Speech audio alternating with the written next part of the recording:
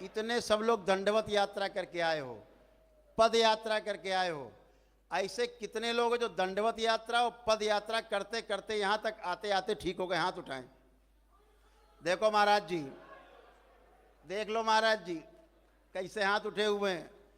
ये तुम्हारे हाथ नहीं है, ये सांप है तुम्हारे छाती में लौट रहे हैं।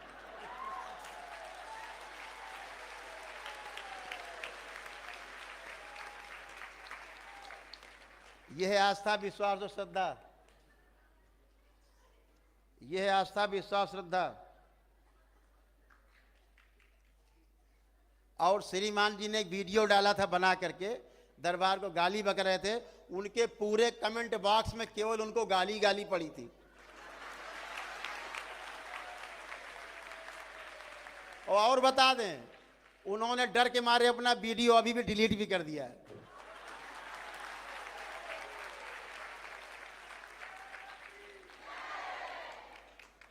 ऐसे महान आत्मा है। अरे भाई महाराज जी, अपने शिष्यों को संभालो। काम पड़ेगा आपको इसी शक्ति दरबार से, पड़ेगा। और हम ही तुमको ठीक करेंगे। इस पृथ्वी पर अगर तुम्हें कोई ठीक करने वाला है तो ये शिव शक्ति का दरबार ही ठीक करेगा तुम्हें। डॉक्टर नहीं काट पाएंगे कर्म भोग, ये पूर्ण गुरु काटेंगे तुम्हारे कर्म भोग। ये मां काटेगी तुम्हारे कर्म भोग, कोई नहीं। यहां पोंगा पंथी नहीं, यहां अनुभव है, यहां बातें नहीं, यहां पे प्रमाण है। रोज आइए, बैठ के देखिए। खूब स्वागत है आपका हृदय से। आपको हम बहुत प्यार करते हैं, आपको पता भी नहीं है। आपके भोलेपन का हम बहुत प्रेम करते हैं, आपको बहुत प्यार करते हैं। लेकिन नकारा बातें करोगे तो बिल्कुल कतई बर्दाश्त नहीं करेंगे। गुरुओं के प्रति गलत बोलना, धर्म के प्रति गलत बोलना, लोगों को गलत रास्ते पे ले जाना कि देखो हम ही ठीक नहीं हुए जब तक पूजा पाठ करके, तो तुम कहां से ठीक होगे? डॉक्टर के पास जाओ, ये आप कह रहे हो। संभालो अपने आप को। लाखों लोग आपको सुनने वाले हैं, भटक जाएंगे, धर्म से विमुख हो जाएंगे। जिम्मेदारी बहुत बड़ी है। जब ज्यादा लोग आपको सुनने वाले हों तो संभल संभल के बोलिए। ये दरबार इसलिए खुला बोलता है, ओपन, कि कोई आ जाओ सब स्वस्थ, क्योंकि ओपन है, खुला है मंच। ये बिना हवन किए, बिना किसी प्रकार से टन होके बैठे, केवल अपने आस्था, अपनी विश्वास, अपने श्रद्धा के दम पे।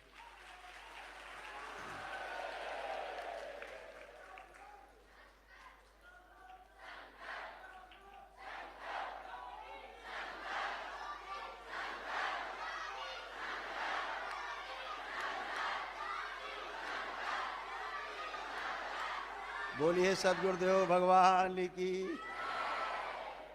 तो इसलिए हम कहना चाहते हैं कि संभल के बोला जाए जब आप जिम्मेदार जगह पर हो।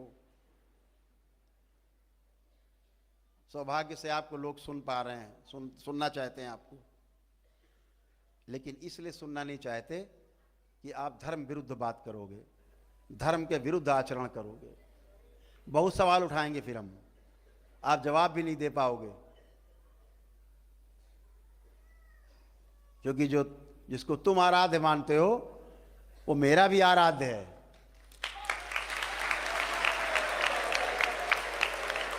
लेकिन जिस रूप की तुम पूजा करते हो उस रूप में मेरा आराध्य नहीं है। मेरा आराध्य वो है जो विराट स्वरूपधारी है, जिसने गीता का उपदेश दिया महाभारत युद्ध के पहले युद्ध में खड़े होकर के, वो मेरा आराध्य है।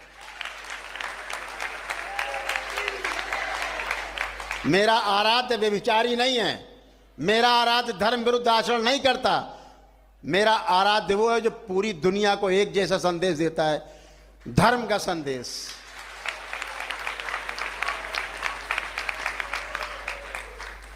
कर्मण्येवाधिकारस्ते मा फलेषु कदाचन, ये संदेश देता, मैं उसका पुजारी हूं, मैं उसकी आराधना करता हूं। मैं उसकी आराधना नहीं करता कि घर में आप फोटो लगा दो दोनों की और फिर बच्चा आपसे पूछे ये कौन थी कृष्ण की, तो आप जवाब ना दे पाओ। मैं उस रूप की पूजा नहीं करता। आप बच्चे को अपना जवाब नहीं दे सकते कि कौन थी ये कृष्ण की, आप जवाब नहीं दे पाओगे श्रीमान जी, कोई जवाब नहीं दे पाओगे। तो हम उस रूप की पूजा करते हैं जो वाकई में योगेश्वर है।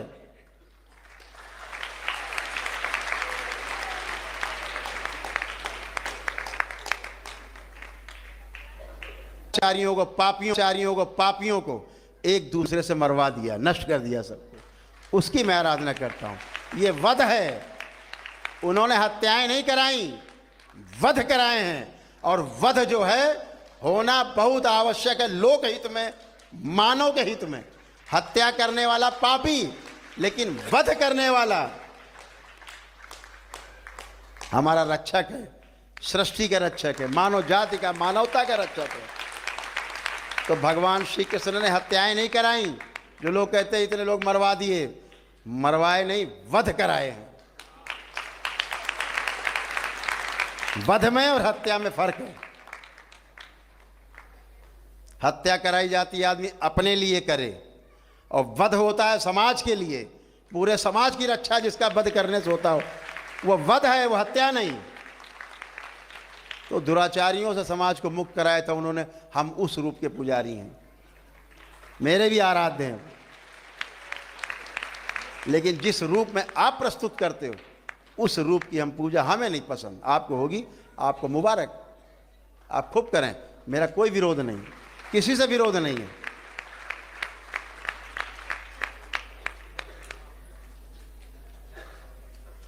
तो रूप की पूजा गुण के आधार पर है। हम गुणों की पूजा करने वाले पुजारी हैं, हम छैया छैया करके वाले पुजारी नहीं हैं।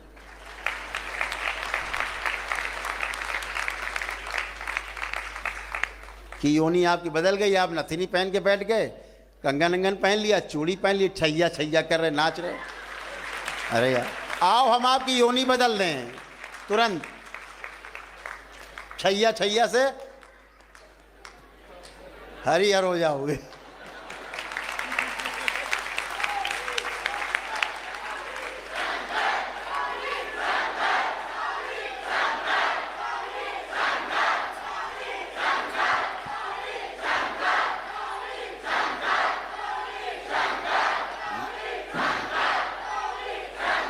बोलिए सदगुरुदेव भगवान की। देख लो कितना उत्साह है महाराज जी। हमें आज दोबारा बोलना पड़ रहा है क्योंकि आपके चेले ने एक वीडियो बना के डाल दी। हमारे चेले हजारों हैं, बड़ा लंबा जवाब देंगे आपको।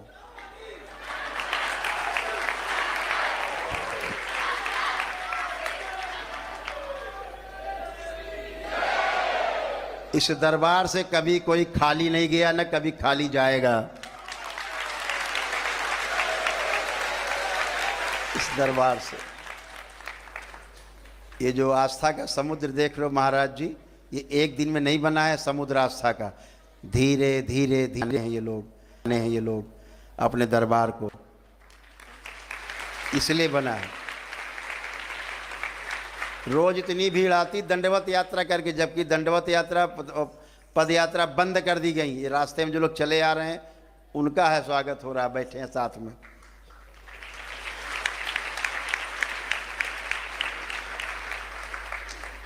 ग्यारह मार्च को सनातन की यात्रा निकलेगी, विश्व सनातन यात्रा, यहाँ से भोलेनाथ के दरबार तक, काशी विश्वनाथ धाम तक।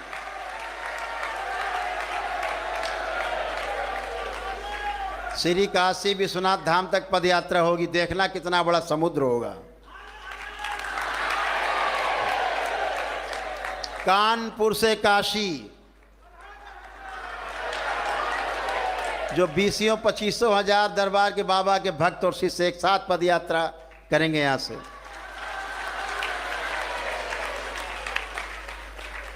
तो ये आस्था का समुद्र है। आपसे विनती हमारी है, आपने अपना पूरा जीवन भक्ति में लगाया है, आपको भक्ति की शक्ति देखने का अवसर नहीं प्राप्त हुआ, तो आप बिल्कुल चिंता मत करें। दरबार से आप जुड़ेंगे, आपको उसका भी एहसास हो जाएगा कि भक्ति में कितनी बड़ी शक्ति है।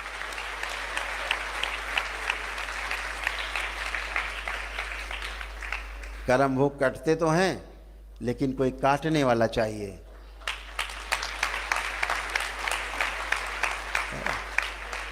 पहाड़ भी कट जाते हैं, रास्ता दे देते हैं पहाड़, कोई रास्ता बनाने वाला तो चाहिए।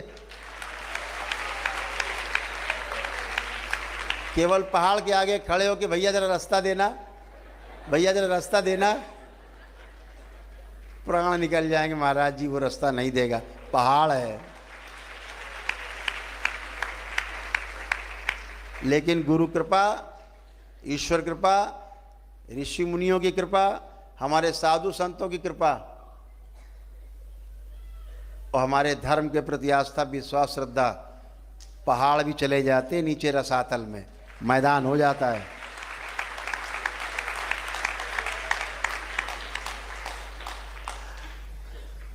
तो अद्भुत है। हम तो आपको इसलिए आज बोलना पड़ा कि आपका जो शिष्य है इतना उद्दंड था, उसने उतनी उद्दंड भाषा का प्रयोग किया उसमें, उससे पता लग गया कि कितना ज्ञानी वो है, और ये भी पता लग गया कि आपका ही चेला हो सकता है वो।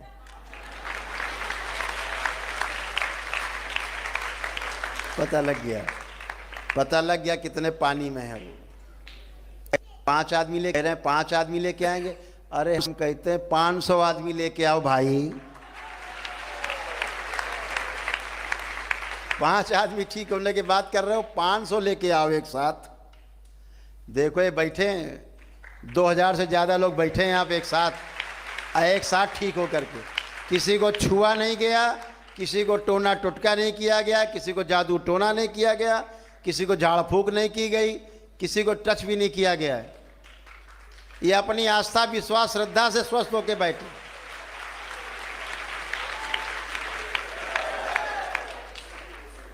जितने साध्य रोग थे सब नष्ट हो गए, और असाध्य रोग अभी ये जपते जाएंगे और सब कटते जाएंगे कर्म भोग। देखो कैसे कटते कर्म भोग। तो इसलिए महाराज जी मुझे बोलना पड़ा आपको। हम नाम नहीं ले रहे हैं, लेकिन आप समझ रहे हैं। आपको हृदय में लग रहा हो तो हम आपसे क्षमा प्रार्थी भी हैं, हम आपको क्षमा भी मांगते हैं हृदय से। लेकिन कृपा करके गलत संदेश नहीं दो। इस नवयुवकों को और नवयुवतियों को जो इस धर्म को बहुत गहराई से समझ रहे हैं, कृपा करके इन्हें गलत संदेश मत दो।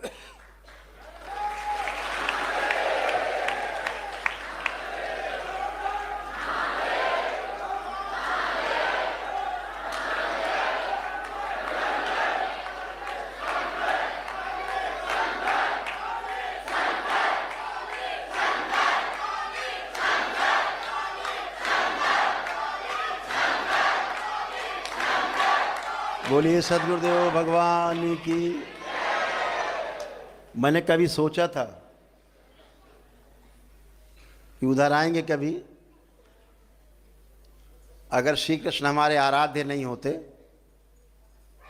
तो हमने पद यात्रा श्री वृंदावन धाम से शुरू करके पुण्य देने के लिए नहीं खोली होती शक्ति। कि श्री वृंदावन धाम से माँ के बिहारी के दर्शन करके गोपेश्वर महादेव में जल चढ़ा के जल भर के यमुना जी से यहाँ तक आओगे, आते आते स्वस्थ हो जाओगे। ये शक्ति इसीलिए खोली गई ताकि भगवान श्री कृष्ण के प्रति लोगों की आस्था और जागे।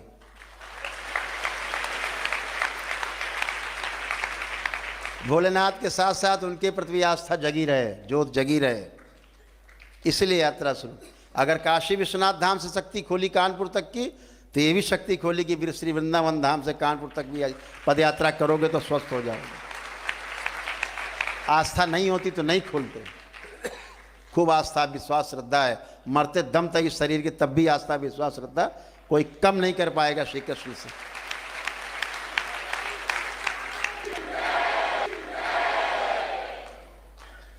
हम विष्णु के नहीं, हम नारायण के पुजारी हैं, ध्यान रखना।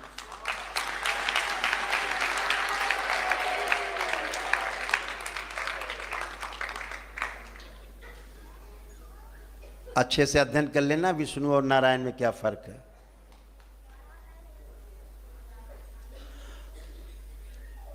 और भगवान श्री कृष्ण के उस रूप ने, जिसने उस महाभारत के युद्ध के बीच में खड़े होकर के शुरू होने के पहले जो गीत गाया, जिसे हम लोग श्रीमद् भागवत गीता कहते हैं, वो नारायण का ही स्वरूप था, नारायण का ही उपदेश है, वो ध्यान रखना।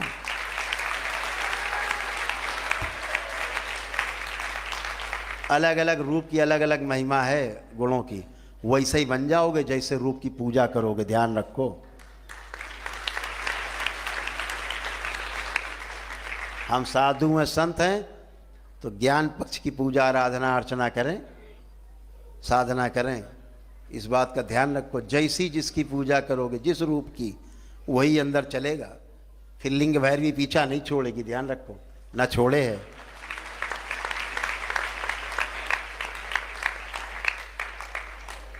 आपके अंदर एक इच्छा उठती है, विचार आता है, स्मृतियां घेर लेती हैं, वैसे ही तो जिस रूप की पूजा करोगे उसी तरह की स्मृतियां घेर लेंगी, दिन रात सोने नहीं देंगी, कामुकता से भरी रहेंगी। ऊपर आप भाषण देते रहो, अंदर कामुकता भरी रहेगी। इसका ध्यान रखना। तो आज इतनी बात बोलने मुझे कोई शोभा नहीं दे रहा, लेकिन कहना पड़ा, क्योंकि आप जब धर्म के विरुद्ध कोई आचरण करता है, आपके चेले ही करने लगे। अब आप तो बैठ गए चुपचाप, अब चेलों से भाषणबाजी, इधर ही बहुत चेले हैं, रोज भाषणबाजी होगी, किसी का जवाब नहीं दे पाओगे।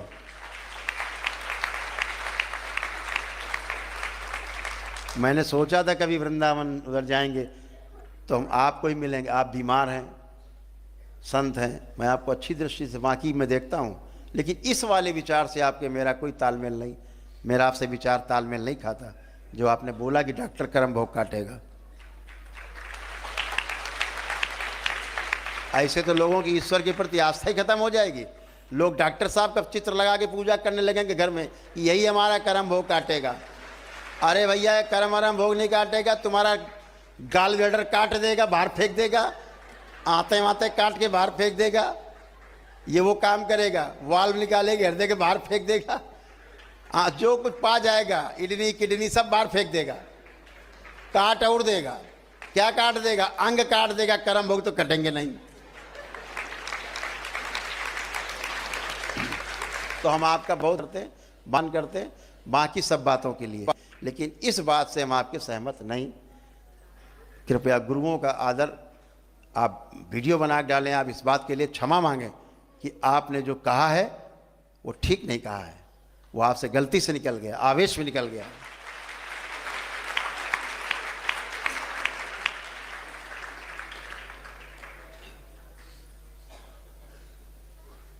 भगवान श्री कृष्ण ने एक आदर्श प्रस्तुत किया, उपासना पद्धति से एक आदर्श प्रस्तुत किया।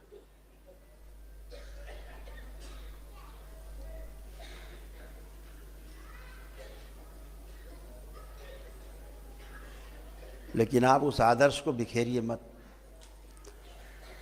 आदर सम्मान बना रहे ऋषि मुनियों का, हमारे साधु संतों का, हमारे गुरुओं का, हमारे धर्म का, हमारे ईश्वर का, हमारे आराध्य का, सबका सम्मान बना रहे, बात वो करिए।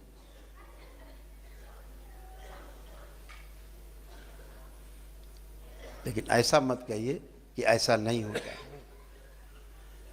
कृष्ण के प्रति इतनी आस्था, विश्वास, श्रद्धा पांडवों ने रखा तो ही वो धर्म युद्ध जीत पाए, नहीं कभी नहीं जीत पाते धर्म।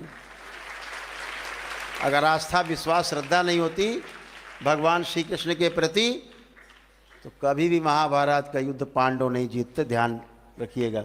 वो भले नरक चले गए बाद में, लेकिन युद्ध नहीं जीत पाते। तो इसको संभाल के बोला जाए कि हमारी जो पीढ़ियां हैं अगली, वो चीज़ों को ठीक से समझ पाएं, गलत राह न पकड़ें। ऐसा नहीं कि भाई कितना भी साधना कर लो, कितनी आराधना कर लो, कितनी पूजा कर लो, कितना पाठ कर लो, कितना श्लोक याद कर लो, कितना दिखा दें ब्रह्मचर्य में, लेकिन रोग कष्ट नहीं जाएं। तो इससे ये संदेश जाता है, इतना साधु संत जब तपस्या कर रहे हैं, उनके रोग नहीं कट रहे हैं, तो हमारे प्रार्थना करने से रोग कहाँ कट पाएंगे। ऐसा प्रोजेक्शन मत करिए कृपा करके। ये प्रमाण है, यहाँ बैठे लोग रोज हजारों लोग यहाँ स्वस्थ होके जाते हैं, टन होके जाते हैं, मजे लेते हुए जाते हैं। तो इनसे ये आदर्श ऐसे ऐसे प्रस्तुत करिए।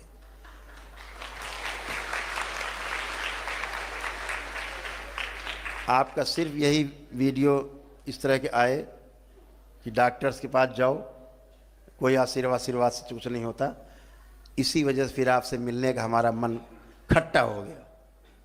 फिर हम आपसे मिलने का मन खट्टा हो गया, फिर मिलने को नहीं आ पाए।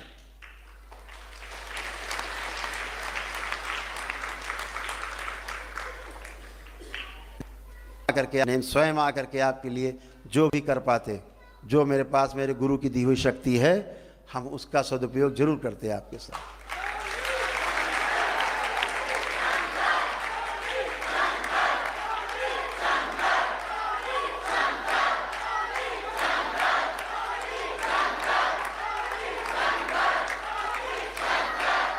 अभी भी आए हैं महाकाल से, जिन्होंने 18.5 वर्ष तक केवल गर्भगृह में सेवा की है, एक दिन बिना नागा किए, बगैर नागा किए। महाराज जी अपनी पूरी चेलों की टोली के साथ आए, कष्टों में आए हैं, कष्ट है उनके तमाम शरीर में बने हुए, लेकिन तपस्वी हैं तो कष्टों को इग्नोर करते रहे।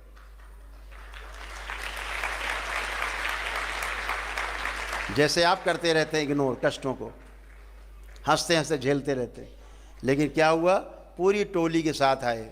किस विश्वास से आए कि हम भोलेनाथ के माँ के दरबार में जा रहे हैं, वहाँ जो हमें कष्ट हैं वो ठीक हो जाएंगे।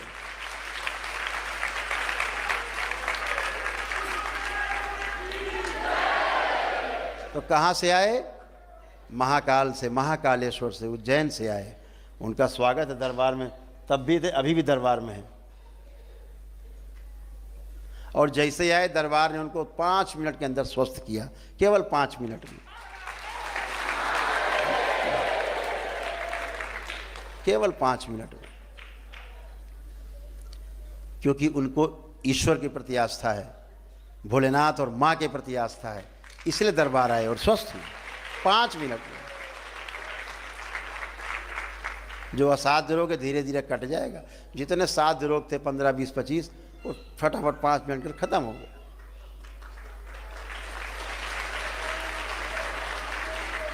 तो ऐसी आस्था, विश्वास और श्रद्धा रखो महाराज जी। वो तो महाकाल के पुजारी हैं। 18.5 साल लगातार गर्भगृह में चिता की भस्म से स्नान करना, भोलेनाथ को कराना, एक दिन भी नागा नहीं किया। कल्पना करो 18.5 वर्ष कम नहीं होते, पूरा जीवन निकल जाता आदमी का। इतने बड़े तपस्वी,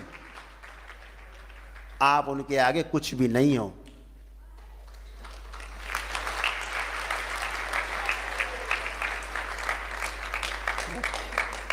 उनके आगे कुछ नहीं हो महाराज जी आप। वो महाकाल से यहां पधारे तो प्रसाद मिला।